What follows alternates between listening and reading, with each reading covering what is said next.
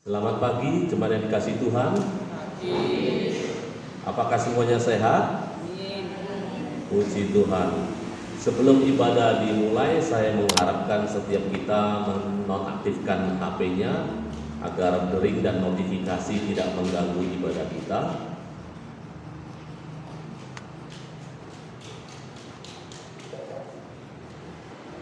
Jikalau sudah, saya undang kita bangkit berdiri. Kita akan memasuki ibadah. Untuk memulai ibadah, kita akan saat teduh.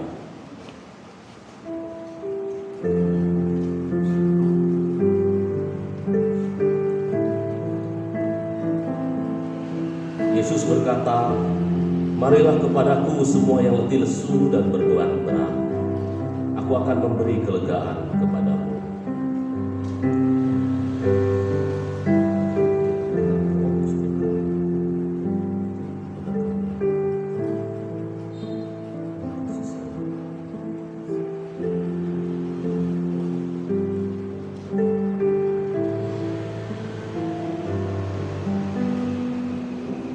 Pertolongan kita adalah dalam nama Tuhan yang menjadikan langit dan bumi.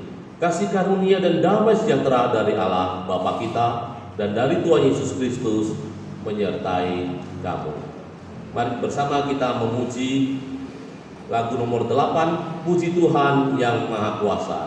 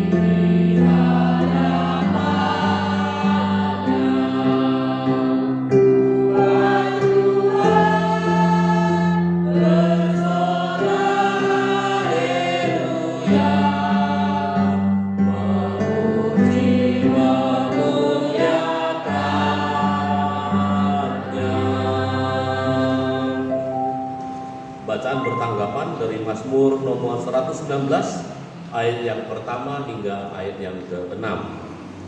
Berbahagialah orang-orang yang hidupnya tidak bercela, yang hidup menurut Taurat Tuhan.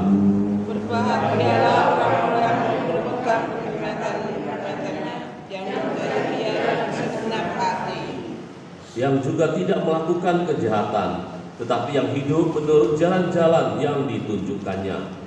Engkau sendiri telah menyampaikan tentang-tentangmu, supaya kami bisa bersyukur. Sekiranya hidupku tentu untuk berpegang pada ketetapanmu, maka aku tidak akan mendapat malu apabila aku mengamat-amati segala perintahmu. Kita berdoa. Tuhan Allah Bapa kami yang di surga, kami bersyukur pada pagi ini Tuhan mengumpulkan kami di rumah-Mu ini. Tuhan bantu kami untuk konsentrasi hanya kepadamu. Hati dan pikiran kami hanya tertuju kepadamu. Kami tidak memikirkan apa yang di rumah, pekerjaan yang belum selesai, apa yang akan kami kerjakan sepulang nanti, tapi kami mau konsentrasi hanya kepadamu saat ini. Berkati ibadah kami, rangkaian acara sampai selesai nantinya. Kami percaya Tuhan menyertai kami dan akan memberkati kami. Dalam nama Yesus kami berdoa. Amin. Saya persilakan duduk. Yesus menerima orang berdosa. Firman anugerahnya bagi semua. Setiap kita harus ingat bahwa Tuhan sudah datang ke dunia. Tuhan memanggil kita untuk kembali kepadanya, untuk segera bertobat dari segala tingkah laku kita yang tidak berkenan kepadanya. Tuhan ingin kita ikut Dia setiap hari. Mari kita nyanyikan lagu nomor 84, Yesus menerima orang berdosa.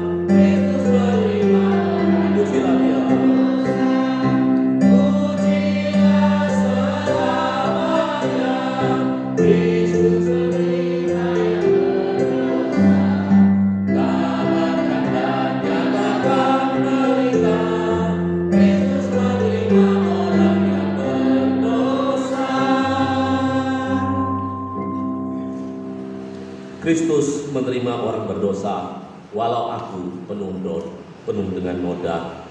Jadi jangan bermain-main dengan dosa. Tuhan ingin kita bertobat sungguh-sungguh. Dosa sekecil apapun Tuhan tidak suka. Maka mulai dari sekarang, mari kita datang kepadanya. Kita mohon ampun untuk semua dosa-dosa yang sudah kita lakukan, baik itu dengan sengaja maupun dengan tidak sengaja. Kita tunduk kepala, kita berdoa.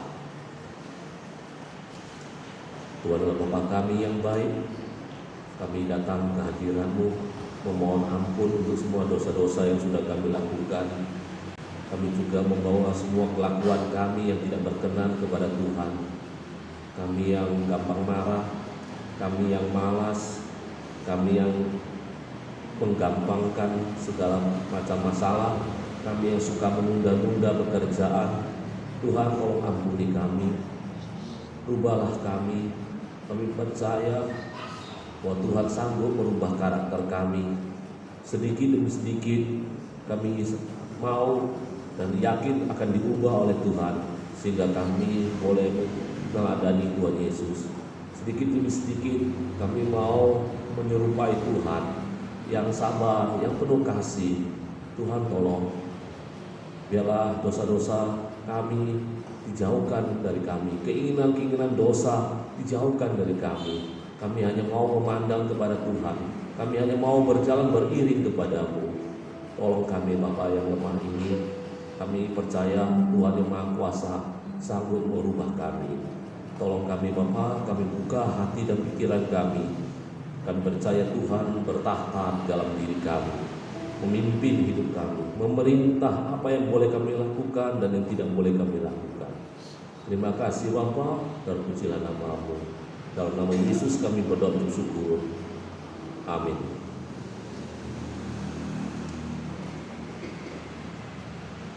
Berita anugerah untuk setiap kita terambil dari Roma pasal 3 ayat yang ke-23 hingga ke-24.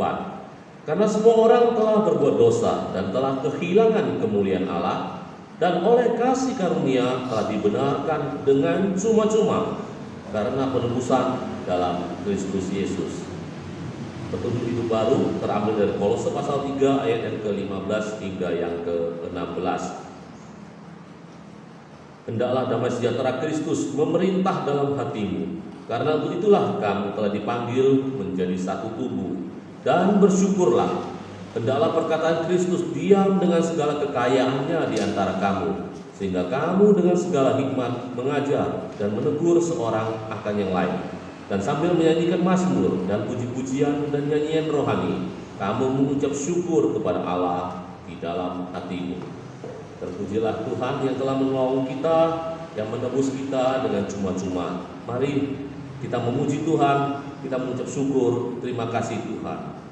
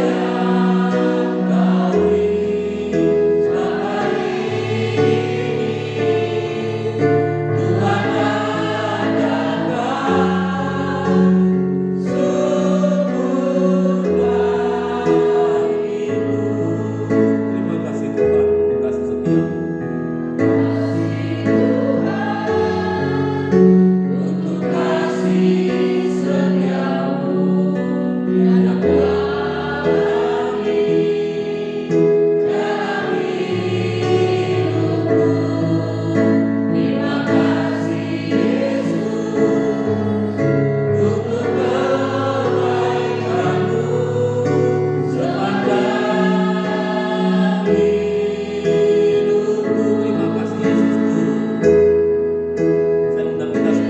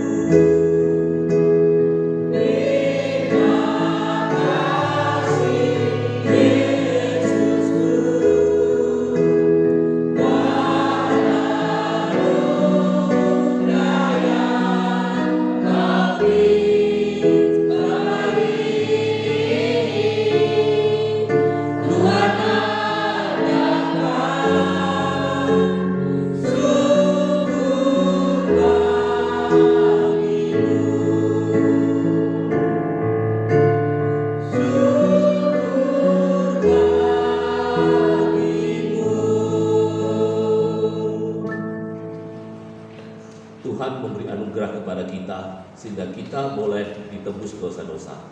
Kita menjadi orang baru, kita menjadi orang yang penuh beriman dan percaya diri. Kita mau mengatakan kepada siapapun di mana kita berada, saya orang Kristen. Mari saya mengajak kita bersama-sama mengakui pengakuan iman rasul. Aku percaya kepada Allah, Bapa yang Maha Kuasa, Khalik langit dan bumi, dan kepada Yesus Kristus, Anaknya yang tunggal Tuhan kita, yang dikandung dari Roh Kudus, lahir dari anak darah Maria, yang menderita sengsara di bawah pemerintahan Pontius Pilatus, disalibkan, mati dan dikuburkan, turun ke dalam kerajaan maut. Pada hari yang ketiga, bangkit pula dari antara orang mati, naik ke surga, duduk sebelah kanan Allah, Bapa yang Maha Kuasa, dan dari sana Dia akan datang untuk menghakimi orang yang hidup dan yang mati. Aku percaya kepada Roh Kudus, gereja yang kudus dan persekutuan orang kudus, pengampunan dosa, kebangkitan tubuh, dan hidup yang kekal. Amin. Dengan tetap berdiri, kita punya tugas untuk berdoa syafaat. Yang pertama, kita bersama-sama berdoa untuk jemaat yang sakit dan yang lemah iman, kiranya Tuhan memberikan pemulihan dan kebangunan. Kita berdoa yang kedua untuk majelis dan pengurus agar diberikan hikmat oleh Tuhan dalam mengembangkan pelayanan di GKRI Roti Hidup. Kita doakan untuk kegiatan pelayanan dalam bulan Oktober ini. Yang ketiga, kita berdoa untuk Indonesia, untuk pemimpin yang ada di pusat dan daerah, agar melaksanakan tugas dengan baik dan memiliki hati yang takut akan Tuhan. Mari bersama kita buka suara, kita berdoa. Tuhan Allah Bapa kami di surga, pada pagi ini Tuhan, seluruh jemaat-Mu datang ke hadirat-Mu, berdoa memohon berkat-Mu. Kiranya kami semua boleh dipulihkan dari sakit kami yang sakit ringan maupun sakit berat. Tuhan tolong sembuhkan kami. Kami yang lemah iman, kami yang sudah mulai malas ke gereja, Tuhan tolong bantu, sadarkan kami, bangunkan kami kembali bahwa kami perlu bersekutu dengan Tuhan selalu. Ya Bapa, bantu kami untuk boleh memohon berkat Tuhan selalu, untuk obat-obatan yang kami minum, untuk dokter yang kami kunjungi, agar boleh menjadi saluran berkat dari Tuhan untuk kesembuhan kami. Tuhan tolong seluruh jemaat-Mu ya Bapa. Kami berdoa untuk pengurus dan majelis, untuk hamba Tuhan di gereja kami. Tolong kami bersama-sama boleh bergandeng tangan untuk mengembangkan pelayanan di gereja kami ini. Kami bersyukur Tuhan percayakan pelayanan buat kami. Tuhan tolong kami untuk mempertanggungjawabkan dengan sungguh-sungguh, melakukan pelayanan kami dengan sungguh-sungguh, sehingga pelayanan kami satu demi satu boleh memuliakan Tuhan. Terima kasih Bapak untuk kesempatan ini. Kami juga ingat untuk bangsa kami, Indonesia yang kami cintai. Kami mau berdoa untuk pemimpin yang ada di pusat. Tuhan tolong Presiden, Menteri, Gubernur. Tuhan tolong para menteri, para hakim, anggota DPR, anggota MPR, anggota DPD. Tuhan bantu mereka semua boleh bekerja dengan baik. Tuhan tolong pemimpin di daerah, untuk lurah, bupati, camat, wali kota, daerah mereka juga boleh bekerja dengan baik demi untuk kesejahteraan rakyat Indonesia. Tuhan tolong seluruh rakyat Indonesia boleh bekerja dengan sungguh-sungguh membangun Indonesia, sehingga bersama-sama kami semua boleh melihat Indonesia dipimpin oleh Tuhan. Terima kasih Bapa, kami naikkan seluruh pokok doa kami hanya dalam nama Yesus Kristus Juru Selamat kami. Amin. Saya persilakan duduk kembali. Pagi ini kita akan mendengarkan firman Tuhan yang akan disampaikan oleh Ibu Winarmi. Kita semua bersyukur kalau beberapa bulan yang lalu kita boleh mendapatkan Pendeta Dwi yang melayani kita, dan hari ini kita boleh mendapatkan kesempatan dari Ibu Dwi. Sebelum firman disampaikan, kita akan menyanyikan lagu Keluargaku Adalah Surgaku.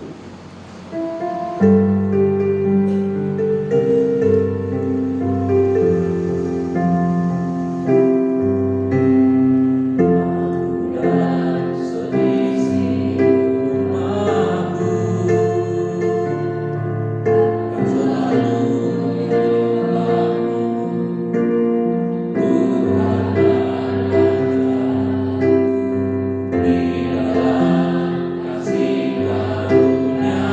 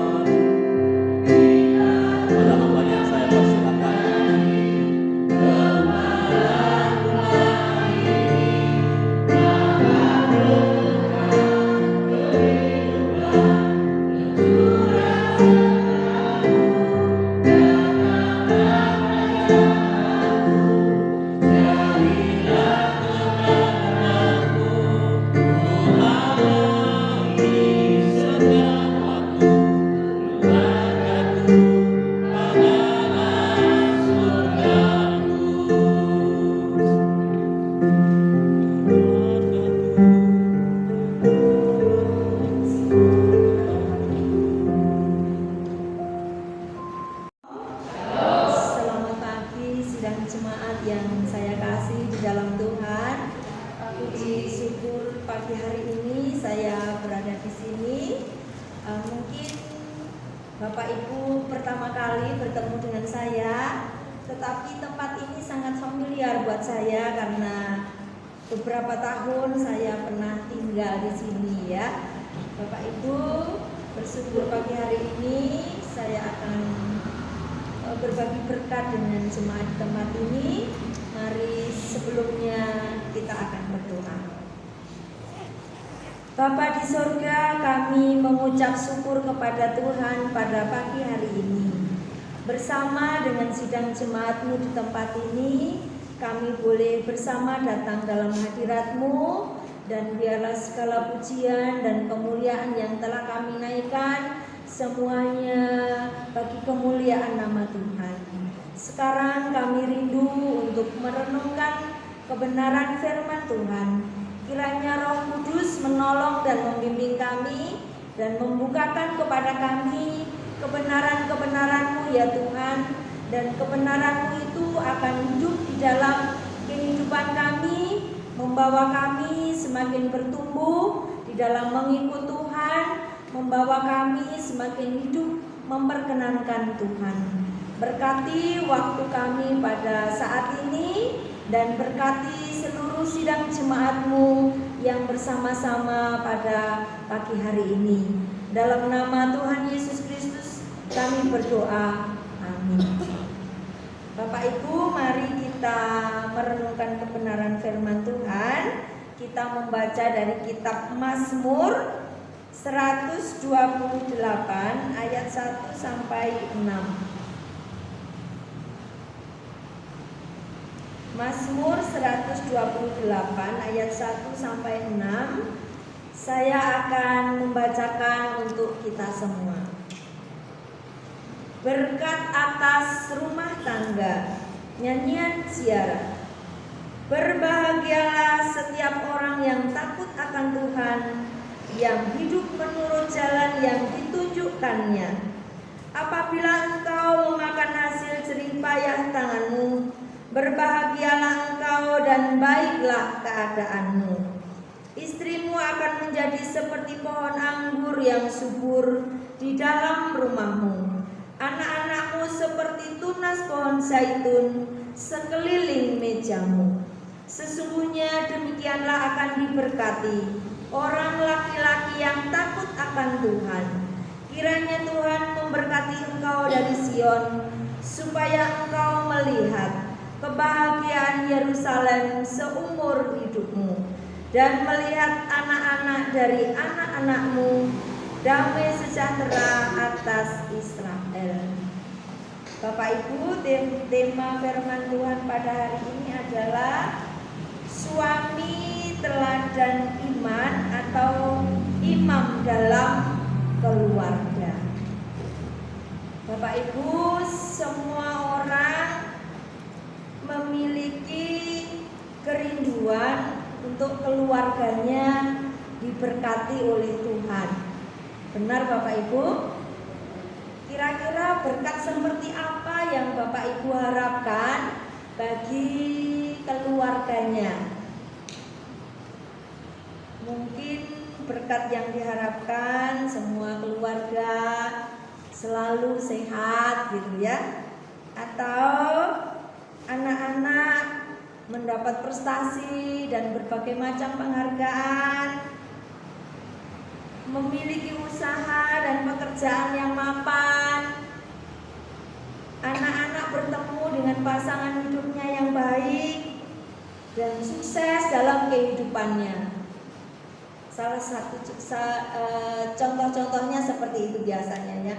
Dan mungkin di antara Bapak Ibu ada yang punya harapan-harapan yang lain, berkat-berkat atas keluarganya. Demikian juga tak seorang pun menginginkan kehidupan keluarga yang kacau dan tak terkendali. Benar Bapak Ibu? Kira-kira apa yang Bapak Ibu tidak harapkan terjadi di dalam kehidupan keluarga Bapak Ibu sekalian ya? Kira-kira apa? Setiap kali berdoa, ya Tuhan hindarkan keluarga kami dari hal-hal seperti ini ya. biasanya mungkin ekonomi yang susah, jangan seperti itu terjadi dalam keluarga kami. Atau banyak hutang, ya, atau anak-anak memberontak, melakukan banyak kesalahan, mempermalukan keluarga, dinasehati satu kata, balasnya 5 kata, gitu ya. Orang Jawa bilang dia mau ngisak kecap, ya, jawabnya 5 kecap, seperti itu ya. Anak-anak yang memberontak, malas, tidak mau memahami keadaan orang tua, dan bahkan mungkin yang paling buruk, ada keluarga yang menghadapi anak-anaknya harus berurusan dengan hukum. Nah, kalau kondisi seperti itu dialami, serasa keluarga menjadi kacau dan tidak terkendali. Dan seringkali juga terjadi sebagai kepala keluarga, ya, sebagai imam dalam keluarga, ketika kekacauan dan keadaan tidak terkendali terjadi dan dialami oleh keluarganya, yang didapati adalah putus asa, tidak tahu apa yang harus dilakukan, dan pada akhirnya puncaknya adalah diam dan melakukan pembiaran, ya, dan tinggal melihat. Yang terjadi, terjadilah seperti itu, ya. Dan semua orang saya rasa tidak mengharapkan situasi seperti itu terjadi di dalam kehidupan keluarga kita. Dan saya percaya juga bagi keluarga-keluarga Bapak Ibu di tempat ini juga semua berharap bahwa masing-masing keluarganya adalah menjadi keluarga yang diberkati oleh Tuhan. Bapak Ibu,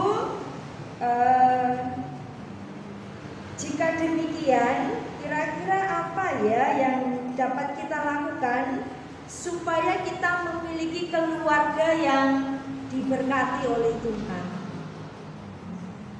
Dalam bacaan kita pada pagi hari ini, ya, Alkitab mengajarkan kepada kita bahwa ada hubungannya, ya, ada kaitannya relasi kepala keluarga dengan Tuhan itu dengan berkat atas keluarga, ya.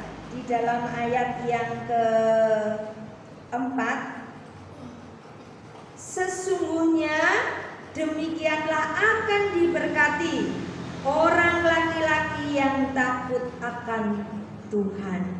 Bapak Ibu, dikatakan bahwa berkat atas rumah tangga, ya, orang laki-laki memiliki peranan yang sangat penting, ya, diberkati atau tidaknya keluarganya, ya.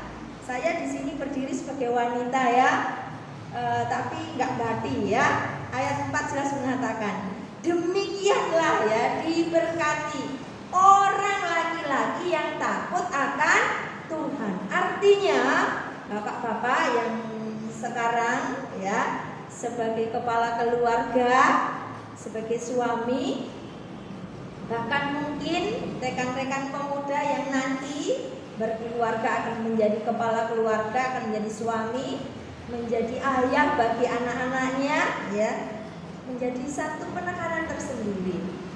Bapak Ibu, ada hubungannya, ya, relasinya dengan Tuhan, ada hubungannya dengan berkat atas keluarganya. Alkitab tidak mengajarkan kepada kita bahwa kalau kita mengikut Tuhan dengan setia dan dijanjikan hidupnya akan selalu lancar, semuanya akan berjalan dengan baik, ya. Tetapi ada saat di mana Tuhan juga mengizinkan kita mengalami sesuatu yang bagi kita tidak mengharapkannya, tetapi Tuhan mengizinkannya. Dan itu mungkin ada maksud Tuhan mengizinkan supaya iman kita dilatih menjadi kuat dan kokoh di dalam Tuhan.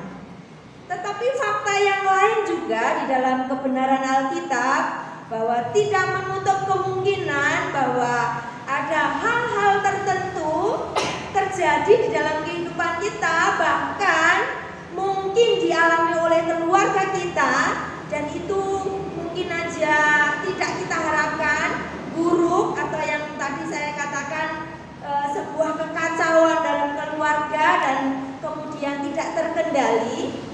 Itu bisa saja terjadi karena kita punya andil melakukan kesalahan, ya. Jadi sebenarnya kesusahan, kesulitan yang dialami orang itu bisa dua kemungkinan, ya. Ini sesuai dengan ajaran Alkitab. Tuhan mengizinkan, jadi kita tidak melakukan kesalahan apa-apa. Tuhan mengizinkan dengan satu maksud, untuk melatih iman kita semakin kuat dan kokoh di dalam Tuhan. Yang kedua, bisa saja terjadi karena kita punya andil melakukan kesalahan, dan sebagai akibatnya kita harus mengalami hal-hal yang tidak kita inginkan. Karena sesungguhnya perintah Tuhan yang Tuhan katakan jangan lakukan ini atau lakukanlah itu, semuanya itu dalam kerangka melindungi kehidupan kita. Dan ketika pelanggaran atau dosa terjadi, sesungguhnya kita berada dalam area yang berbahaya, yang tidak dalam perlindungan. Sehingga ketika kita mengalami sesuatu yang tidak enak dalam hidup, ada saatnya itu memang ada andilnya kita melakukan kesalahan, ya. Bapak Ibu, pada pagi hari ini kita belajar bahwa ternyata seorang kepala keluarga atau seorang imam dalam keluarga yang takut akan Tuhan, Tuhan menyatakan bahwa mereka adalah orang-orang yang diberkati oleh Tuhan. Seorang imam dalam keluarga yang takut akan Tuhan, ada berkat-berkat Tuhan yang dinyatakan di sini. Yang pertama, di dalam ayat 2 dikatakan bahwa apabila engkau memakan hasil jerih payah tanganmu, berbahagialah engkau dan baiklah keadaanmu. Itu berkat yang pertama. Berkat stabil secara ekonomi. Bapak Ibu dikatakan akan memakan hasil jerih payah. Artinya itu berkaitan dengan pekerjaan, berkaitan dengan usaha, berkaitan dengan hal-hal yang bisa dinikmati dari hasil pekerjaannya. Artinya keluarganya terjamin, tidak kekurangan apa-apa, setiap hari kebutuhannya tercukupi. Ada janji berkat seperti itu. Dan memang Bapak Ibu, dari sejak semula ketika manusia pertama jatuh dalam dosa, keguncangan pertama yang berkat Tuhan dicabut dari mereka adalah kehidupan mereka secara ekonomi. Dari segala kenyamanan mereka di Taman Eden, oleh karena sebuah pelanggaran, mereka harus keluar, diusir dari Taman Eden. Dan sejak mereka keluar dari Taman Eden, tadinya yang mereka mungkin makan tidak harus berjerih lelah, setelah itu keluar dari Taman Eden, mereka harus bekerja keras untuk mendapatkan supaya mereka bisa hidup dan makan. Bapak Ibu, jelas firman Tuhan mengatakan bahwa berkat bisa saja dalam bentuk kestabilan ekonomi. Dan yang kedua, di ayat ketiga, istri dan anak-anak akan menjadi sumber kebahagiaan. Digambarkan seperti pohon anggur yang subur dan seperti tunas pohon zaitun di sekeliling mejanya. Menggambarkan kehidupan keluarga yang bahagia. Relasi suami dan istri, anak-anak ya digambarkan seperti pohon anggur, pohon zaitun. Bapak Ibu, ini dalam konteks orang Israel kalau mereka melihat pohon anggurnya subur, melihat pohon zaitunnya pada bertunas, itu pertanda sebuah harapan akan keberhasilan, ya, sebuah kebahagiaan bagi keluarga mereka. Ada jaminan kesuksesan di dalam kebun mereka, anggur-anggur mereka menghasilkan dan pohon zaitun mereka menghasilkan. Ada kebahagiaan di dalam keluarga, relasi antara suami istri, antara anak-anak dengan orang tua, antara anak-anak dengan anak-anak. Bukankah berkat yang seperti ini juga yang seringkali kita harapkan di dalam kehidupan keluarga kita? Yang ketiga, berkat yang ketiga adalah ayat yang kelima dan 6. Panjang umur. Kiranya Tuhan memberkati engkau dari Sion supaya engkau melihat kebahagiaan Yerusalem seumur hidupmu dan melihat anak-anak dari anak-anakmu. Ini berkat panjang umur. Artinya engkau akan melihat kebahagiaan Yerusalem. Ada sebuah berkat untuk melihat perkembangan zaman dan melihat anak cucunya. Beberapa waktu yang lalu, ya, seorang yang pensiun dari guru dan kemudian dia sakit-sakitan. Dia berharap sekali bisa melihat anak-anaknya sukses, ya. Jadi dalam sakitnya dia berharapnya begini, sampai enggak ya saya, gitu ya, bisa enggak ya saya panjang umur dan bisa melihat anak-anak saya sukses, begitu ya. Karena pada waktu orangnya sakit-sakitan dan sudah pensiun itu, anaknya masih dalam fase belajar di perguruan tinggi, belum lulus, dan sebenarnya sebentar lagi lulus, dan dia menantikan anaknya lulus, dia menantikan anak-anaknya berhasil, tetapi dia sudah sakit-sakitan. Jadi dia harapannya, bisa enggak ya saya melihat, masih bisa melihat anak-anak saya sukses, dia bilang seperti itu. Dan pasti semua orang juga punya harapan-harapan yang demikian, ya Bapak Ibu. Dan jika kemudian mengalami dan bisa merasakan melihat anak-anak dari anak-anak, ternyata itu adalah sebuah berkat, ya. Bapak Ibu, di dalam kehidupan kita, pekerjaan, ada banyak orang bekerja keras tetapi tidak ada hasilnya. Bekerja banting tulang, ya, masih saja kekurangan. Banyak orang yang begitu. Ada banyak juga orang yang sebenarnya bekerja tidak terlalu keras, tetapi dia berkelimpahan, bahkan bisa menjadi berkat bagi banyak orang, dan itu pun berkat. Sesungguhnya pekerjaan yang kita punya itu pun berkat dari Tuhan.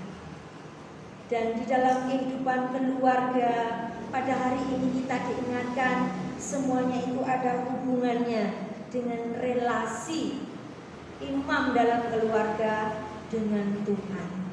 Bapak Ibu, kenapa dikatakan orang laki-laki yang takut akan Tuhan akan diberkati? Karena orang yang laki-laki yang takut akan Tuhan, pasti dia akan melakukan peran dan fungsinya sebagai imam di dalam keluarga. Ada beberapa peran dan fungsi yang dalam kesempatan pagi hari ini saya rindu menyebutnya satu persatu supaya kembali menyegarkan ingatan Bapak Ibu sekalian, ya. Dan sesungguhnya tanggung jawab kerohanian di dalam keluarga, ya, memang yang paling utama penanggung jawabnya adalah kepala keluarga sebagai imam dalam keluarga. Tetapi bukan berarti, ya, istri ataupun anak-anak bebas tugas, ya. Jadi kalau ada apa-apa nanti yang ini ayahnya, ya, papanya, kepala keluarganya. Tidak demikian. Saya rasa dalam sebuah keluarga menjadi satu kesatuan yang saling mendukung supaya kepala keluarga, imam keluarga sukses di dalam menjalankan mandat yang diberikan Tuhan kepadanya. Dan sebagai imam dalam keluarga, kira-kira apa peran dan tugas mereka di dalam keluarga untuk bisa menjadi keluarga yang diberkati oleh Tuhan? Ada beberapa referensi di dalam Alkitab yang saya rindu mengungkapkannya, yang terintegrasi dari tugas para imam yang diberikan oleh Tuhan kepada mereka untuk mereka kerjakan di tengah-tengah umatnya. Dan tugas keimaman ini juga yang harus juga dikerjakan oleh setiap kita, kepala keluarga, sebagai imam di dalam keluarga. Yang pertama, sebagai imam dalam keluarga, Bapak Ibu, kita mempunyai tugas menjadi pendoa syafaat bagi keluarga. Di dalam Ibrani 5 ayat 7 dikatakan, di sana teladan Yesus sebagai imam mewakili manusia datang kepada Allah, mempersembahkan doa dan permohonan dengan ratap tangis dan keluhan, dan karena kesalehannya ia telah didengarkan. Di dalam Ibrani 5 ayat 7. Artinya Yesus memberikan teladan. Dia sebagai imam besar, imam yang sesungguhnya di hadapan Allah, dia telah memberi teladan sebagai imam mewakili manusia datang kepada Allah. Dikatakan mempersembahkan doa dan permohonan, bahkan dengan ratap tangis dan keluhan, dan karena kesalehannya ia didengarkan. Bapak Ibu, tugas kita sebagai imam dalam keluarga adalah berdoa untuk semua anggota keluarga.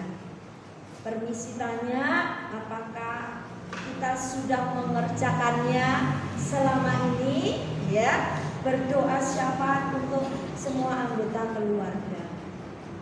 Sebagai perantara antara manusia dengan Tuhan, apa yang di dalam Ibrani tadi dikatakan, Yesus berdoa untuk keselamatan pribadi manusia, dan Allah mengerjakannya. Allah menjawab doanya. Bapak Ibu, tanggung jawab imam di dalam keluarga adalah berdoa untuk keluarganya. Kita tidak bisa bersama dengan anak-anak di semua tempat, di semua waktu, tetapi kita tetap bisa berdiri di samping mereka di semua tempat, di semua waktu, dalam doa syafaat kita. Bapak Ibu, ada banyak keluarga kehilangan kendali atas anak-anaknya dan tidak tahu harus berbuat apa. Ketika menasehati, dan anak zaman sekarang ya Bapak Ibu, kalau dinasehati balik marah. Benar enggak ya? Adakah Bapak Ibu mengalaminya?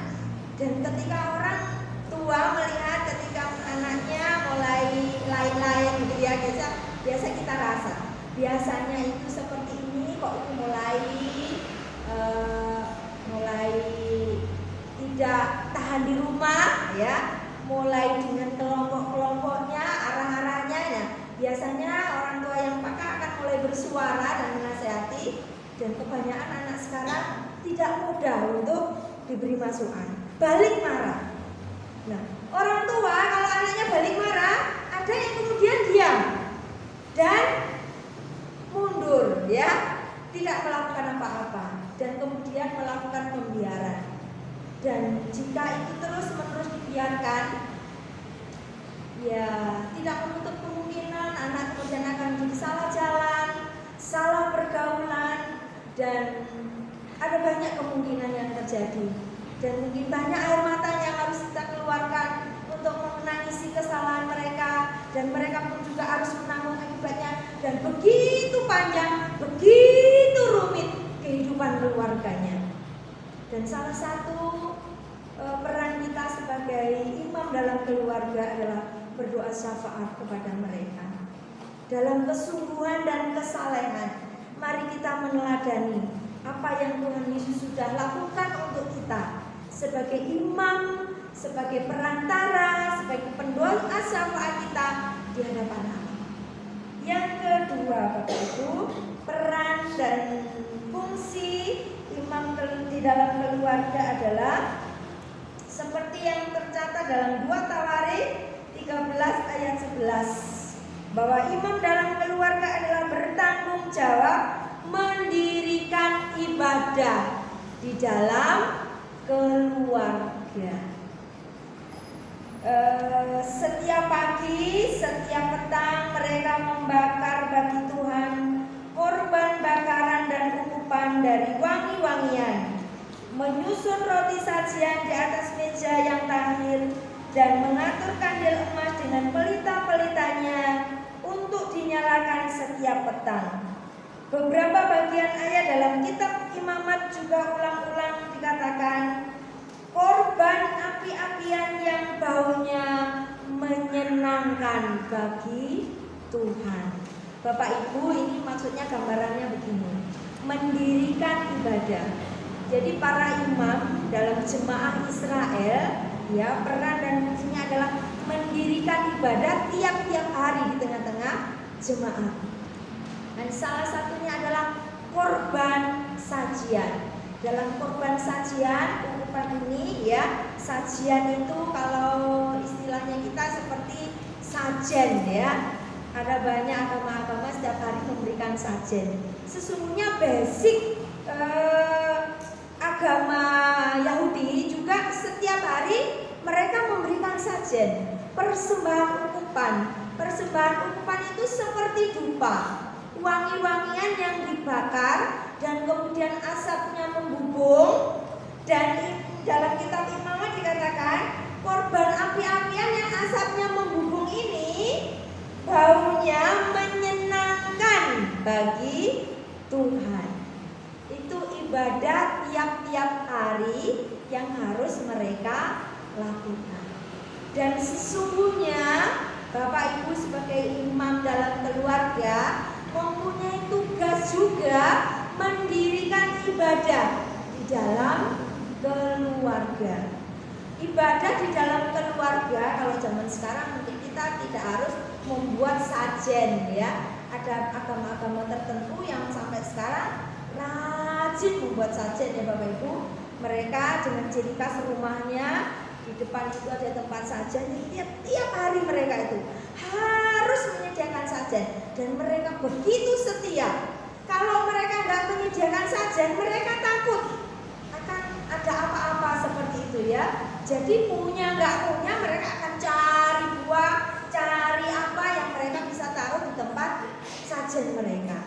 Nah, kita di dalam Tuhan Yesus Kristus sesungguhnya dalam pengertiannya setiap hari juga kita mendirikan ibadah itu seperti menyediakan sajen untuk Tuhan.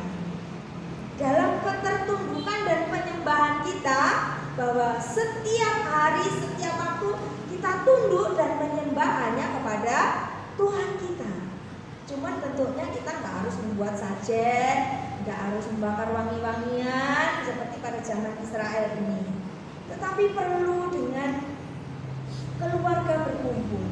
Pujian penyembahan itu sesungguhnya bisa menjadi sebuah asap yang membubung tinggi dan baunya menyenangkan hati Tuhan. Dan jika keluarga sudah melakukan itu, artinya keluarga itu adalah keluarga yang mempermuliakan Tuhan. Dan Tuhan sudah menyiapkan berkatnya bagi keluarga kita. Cuman masalahnya Bapak Ibu, ada banyak kesulitan yang dialami oleh setiap imam dalam keluarga. Kelemahan kita adalah canggung. Benar enggak, ya? Adakah yang sudah dengan leluasa bisa mengajak keluarganya bersekutu, memanggil istri, Bu, nah ayo kita sama-sama persekutuan doa, atau setiap pagi sebelum beraktivitas, pagi-pagi sudah dibangunkan semua, berkumpul saat itu sama-sama penyembahan sama-sama. Apa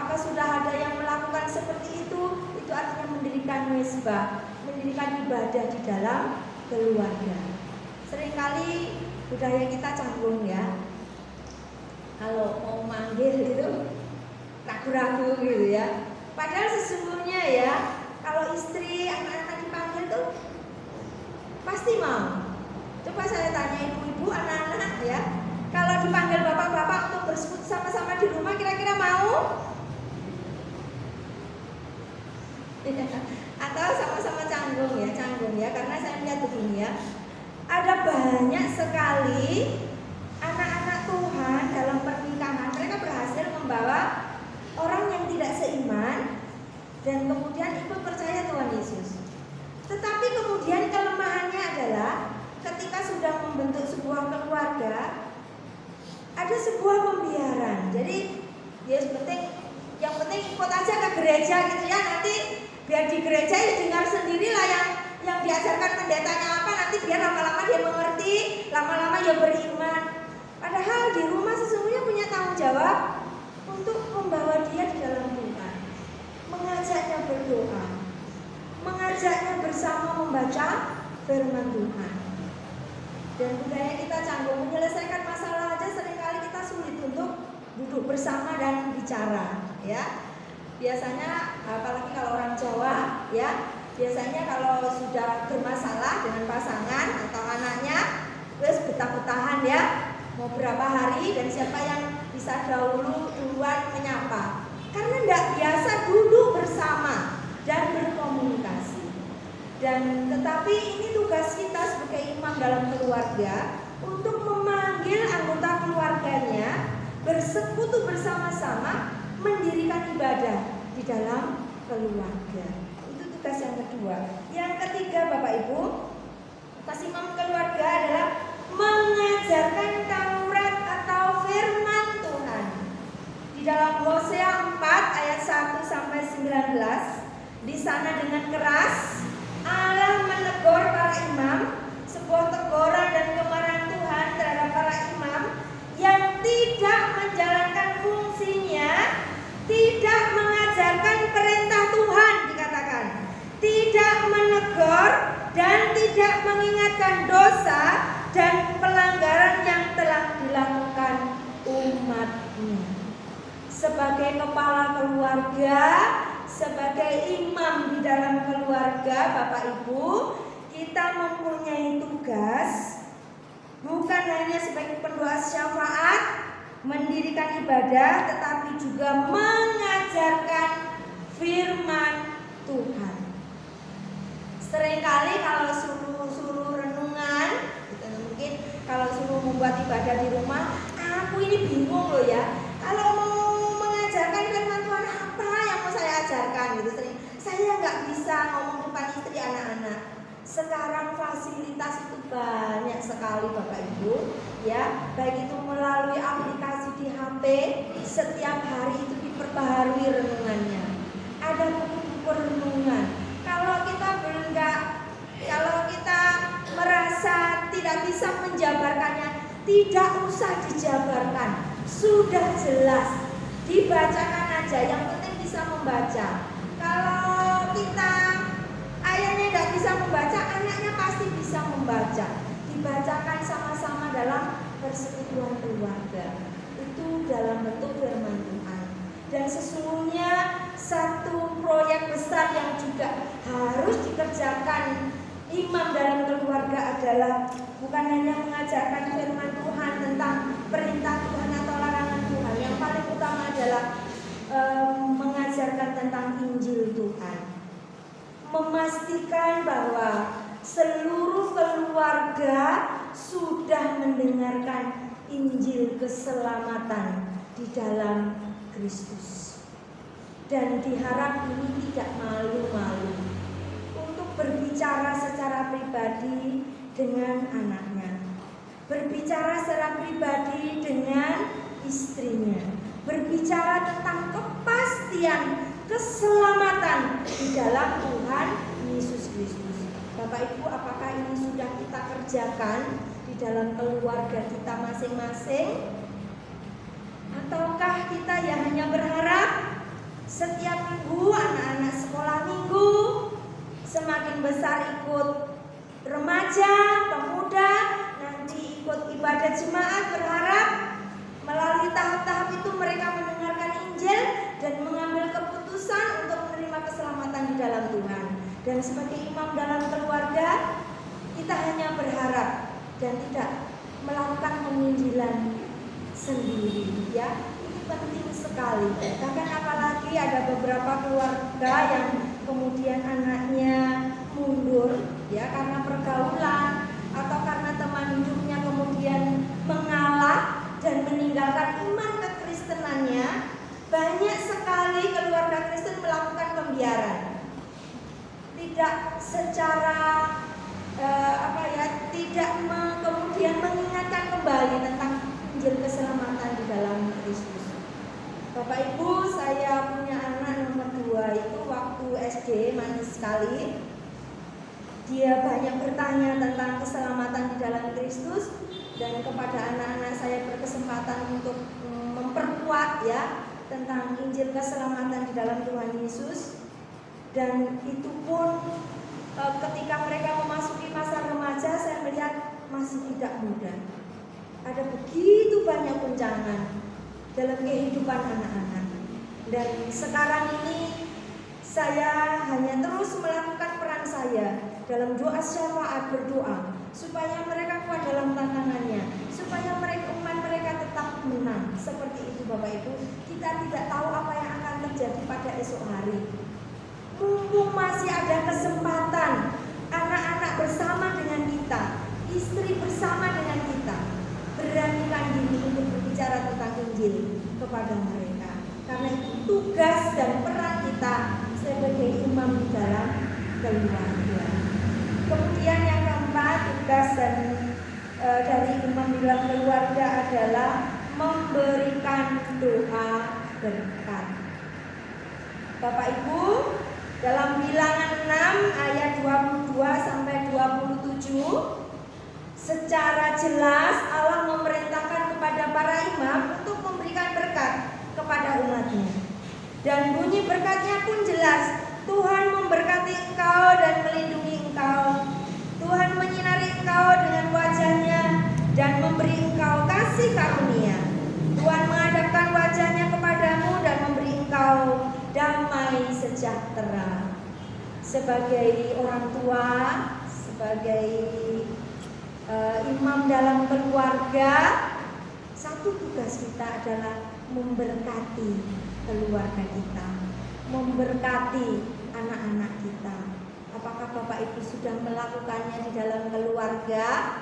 Ini sangat penting, ya. Jangan anak-anak pergi, ya wes dilepas begitu saja. Paling tidak ada kata-kata berkat untuk mereka, ya. Kiranya Tuhan memberkati engkau, keluar masuk atau apapun kata-kata berkat untuk anak-anak kita. Pada waktu mereka sudah berbaring tidur, ada kita datang ke kamarnya dan tumpang tangan memberkati mereka. Sesungguhnya itu juga menjadi tugas dan tanggung jawab kita sebagai imam di dalam keluarga. Bapak Ibu, jika peran dan fungsi kita sudah kita kerjakan sebagai suami dalam keteladanan iman di tengah-tengah keluarga, sebagaimana imam di dalam ritual ibadah, ya, ada beberapa agama tertentu juga menjalankannya. Sesungguhnya peran imam, ya, biasanya secara harafiah dalam ibadah, imam itu pasti yang paling depan. Benar Bapak Ibu? Dan kalau ada gerakan-gerakan ibadah, imam yang duluan melakukannya dan kemudian jemaah yang di belakangnya akan mengikutinya kemudian. Artinya apa? Artinya sebagai imam dalam keluarga, dalam mendirikan ibadah di dalam keluarga, Alkitab mengatakan bahwa ibadah itu tidak hanya terbatas kepada persekutuan atau kebaktian saja. Jadi ibadah dalam iman kekristenan kita adalah seluruh kehidupan Bapak Ibu setiap setiap hari itu adalah ibadah. Nah, sebagai imam dalam keluarga keberadaannya, kalau dalam secara harafiah ketika ritual ibadah dia di paling depan, dan kemudian kalau melakukan gerakan ibadah itu duluan baru yang lainnya mengikuti. Artinya sebagai imam dalam keluarga kita harus menjadi teladan terlebih dahulu. Kita harus melakukannya, baru kemudian diikuti oleh semua anggota keluarga kita. Jadi keteladanan itu sangat penting. Karena apa? Sesungguhnya anak-anak itu belajar dari melihat. Bapak Ibu disadari atau tidak disadari, sekarang yang dilakukan anak-anak atau mungkin kelak itu sesungguhnya melihat, belajar dengan melihat apa yang kita lakukan. Ada sebuah kesaksian, seorang ibu sudah tua, dia sudah tidak tinggal di rumahnya sendiri, dia tinggal di rumah anaknya. Jadi sudah ikut anaknya seperti itu ya. Gilirannya anaknya merawat orang tua. Dan tidak tahu ya, memang ada anak itu yang ganti sama orang tua, tapi ada anak-anak yang kemudian pada orang tua terhadap orang tua rasanya enggan. Ada ya orang yang demikian. Dan ini salah satunya dari yang enggan untuk terhadap mamanya. Jadi kalau makan itu tidak sama-sama satu meja makan. Mamanya yang sudah tua itu dibuatkan tempat sendiri, pokoknya sendirilah ya. Meja sendiri begitu. Meja yang tidak terlalu bagus untuk mamanya yang sudah tua, dan dia makan bersama dengan suami dan anak-anaknya di meja makan. Dia tidak menyadari kalau sesungguhnya anaknya belajar dari melihat. Dia menangis ketika kemudian tiba gilirannya dia menjadi tua, dan ketika dia harus ikut anaknya, dia diperlakukan sama persis dia melakukannya untuk orang tuanya. Bapak Ibu, ada banyak orang ya berharap dan berharap memberikan yang terbaik untuk anak-anaknya dengan satu harapan, nanti kalau sudah jompo ya anak-anaknya akan sayang kepada dia. Tetapi dia lupa memberikan teladan. Dia melakukannya terlebih dahulu kepada orang tuanya sendiri. Kepada orang tuanya sendiri dia tidak peduli, tetapi berharap anaknya peduli dengan dia pada masa tuanya. Banyak orang lupa kalau anak-anak itu belajar dari melihat teladan, Bapak Ibu. Dalam hal-hal yang lainnya juga, ini hanya salah satu contoh, ya, salah satu contoh kehidupan. Dalam hal yang lainnya juga, dalam iman kita, anak belajar dengan melihat teladan kita. Sebuah tantangan bagi kita sebagai kepala keluarga, sebuah tantangan kepada kita bagi bapak-bapak sebagai imam dalam keluarga. Sebuah kesalahan ketika kita tidak menjalankan fungsi dan peran kita sebagai imam keluarga.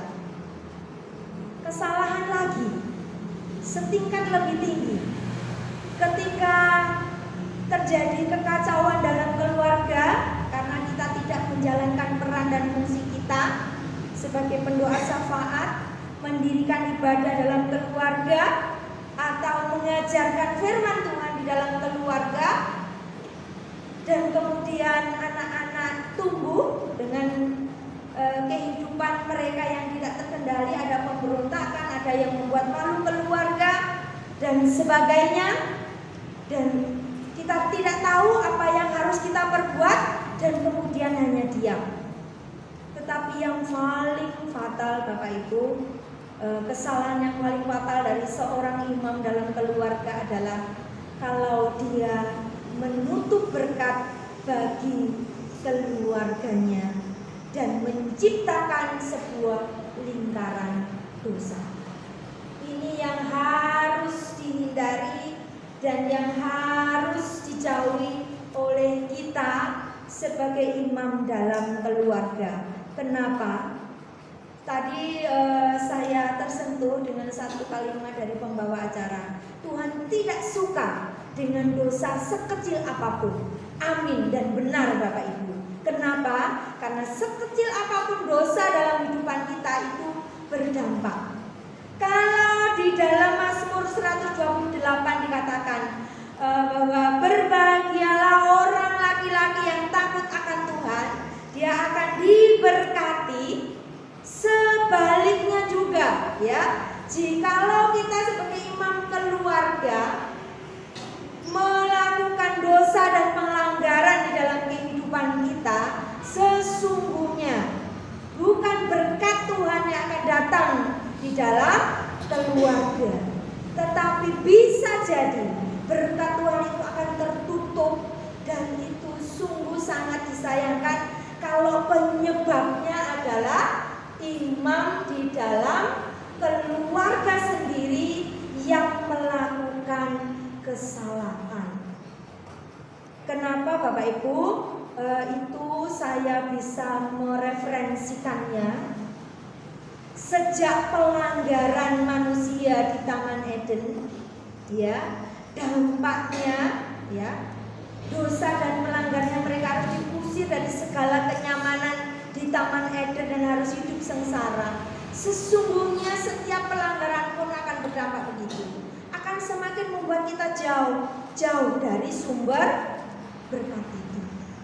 Jadi semoga, saya tidak tahu di antara Bapak Ibu di sini, ya, mungkin jikalau ada yang ada dosa pelanggaran kita sebagai orang tua, saya tidak tahu, mungkin perzinahan, mungkin perselingkuhan, mari segera bertobat. Kenapa? Karena itu akan membawa dampak bagi keluarga. Kasihan bagi istri dan anak-anak yang tertutup berkatnya untuk mereka. Gara-gara siapa? Gara-gara kita sebagai imam dalam keluarga.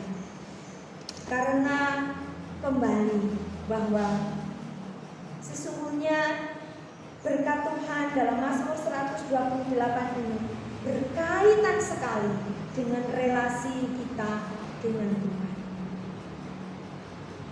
Pelanggaran dan dosa yang dilakukan oleh imam dalam keluarga, oleh orang tua, Bapak Ibu, itu pasti akan menyakiti istri, anak-anak, akan menyakiti pasangan, dan lebih berat lagi akan menutup berkat mereka dari Tuhan. Dan biarlah pada hari ini kita diingatkan kembali, mari kita menjalankan peran dan fungsi kita sebagai imam di dalam keluarga.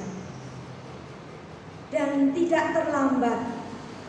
Kalau mungkin ada titik-titik pelanggaran dosa yang masih kita pelihara, mari itu bersegera mungkin kita membereskannya di hadapan Tuhan. Tidak ada kata terlambat Bapak Ibu selama nafas ini masih di kandung badan. Tuhan akan mengampuni kita.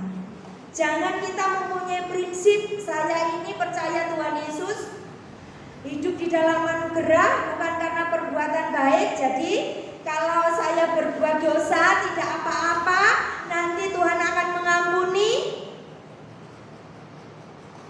Itu sesat, ya. Mari jangan sampai Tuhan menutup berkat atas keluarga kita karena dosa-dosa kita. Dua hal penting yang harus kita renungkan pada hari ini adalah mari kita menjalankan peran dan fungsi kita sebagai imam dalam keluarga, dalam keteladanan iman di tengah-tengah keluarga. Yang kedua, jangan sampai kita memelihara dosa dan pelanggaran sehingga berkat Tuhan jauh dari keluarga kita. Karena kembali, saya percaya semua orang, termasuk saya Bapak Ibu, juga merindukan berkat atas keluarga kita masing-masing. Mari kita berdoa.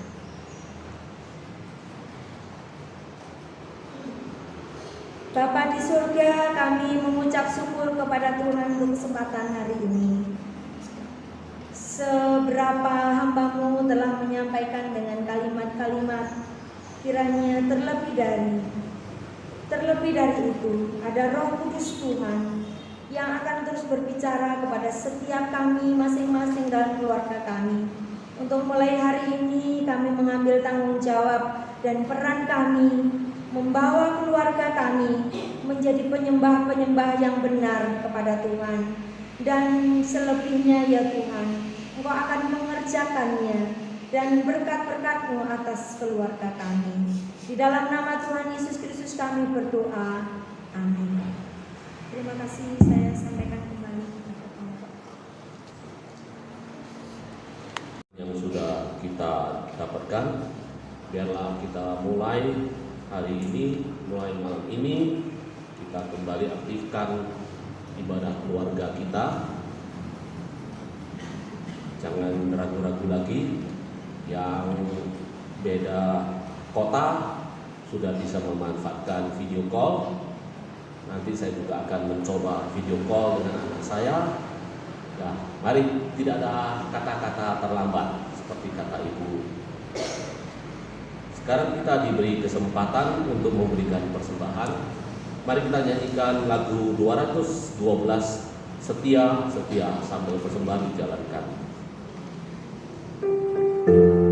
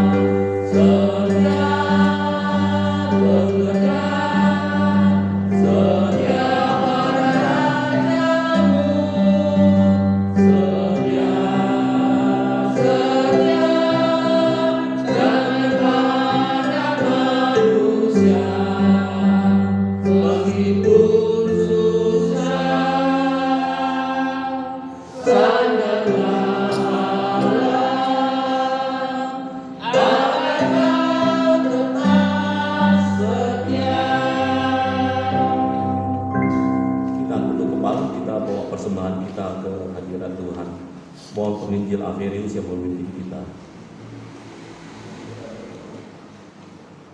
Selamat kami bersyukur untuk kasih-Mu dan berkat dalam kami, dan juga Tuhan dan ibadah kami pada siang hari ini bisa mendengarkan firman Tuhan, mengingatkan kami bagaimana harus hidup di dalam Tuhan.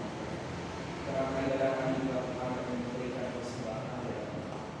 Dan tolong menerima persembahan kami menjadi persembahan yang baru pada Tuhan. Jangan lihat dan besar kecil yang kami berikan, tapi lihat dan kecilkan setiap kami dalam diri. Dan juga berkati setiap pekerjaan, setiap usaha yang kami kerjakan, sehingga setiap kami diberkati dalam pekerjaan dan usaha kami mengembalikan untuk kemuliaan bagi Tuhan.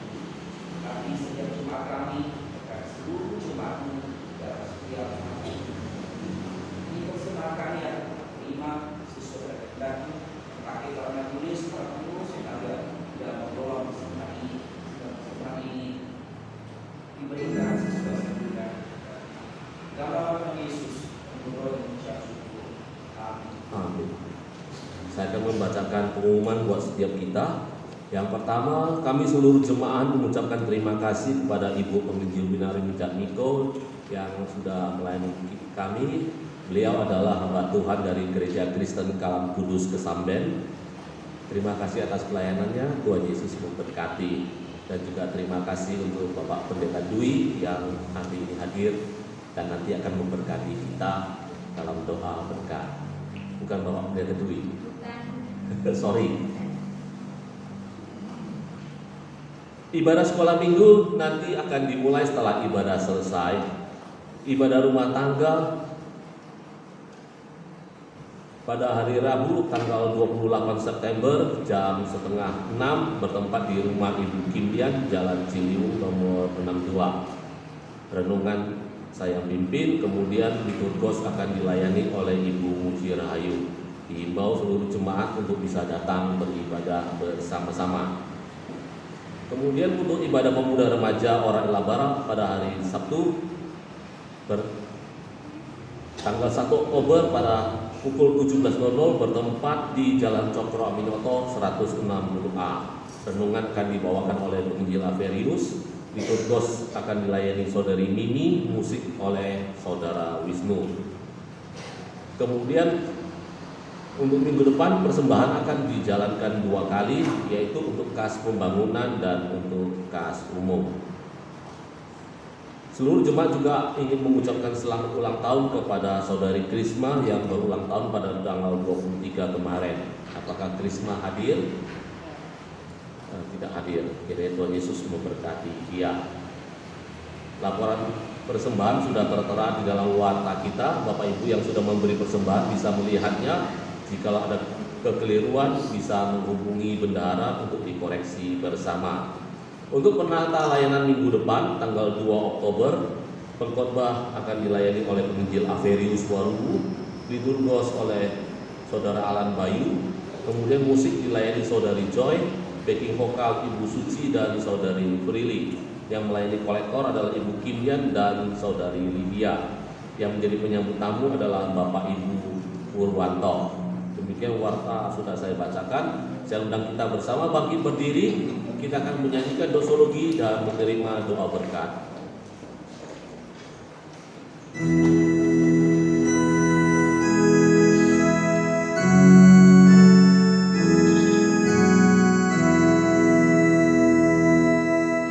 Puji Allah,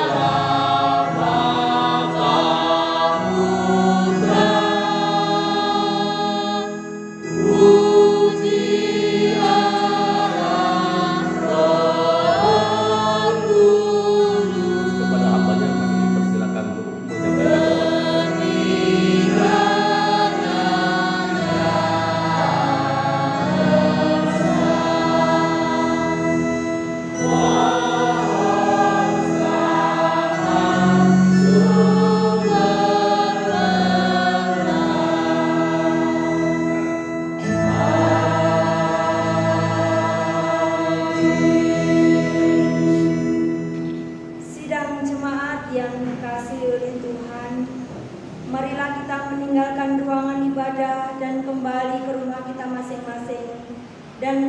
inilah berkat Tuhan.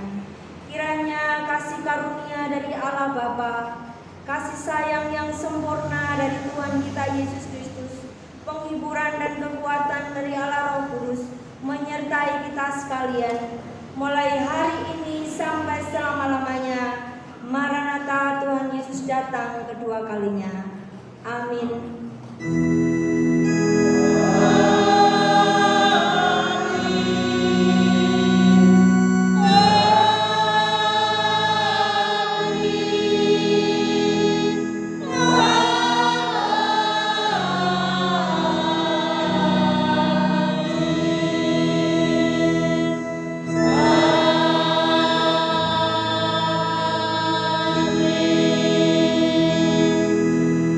Saya persilakan duduk.